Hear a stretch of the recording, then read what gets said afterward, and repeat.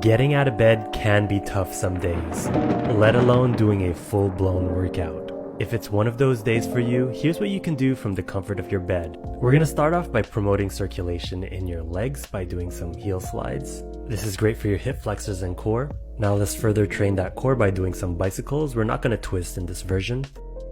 Talking about core, on days I'm not feeling my strongest, I love to work on it. Here's one of my favorite moves. Grab a pillow, these are really fun to do.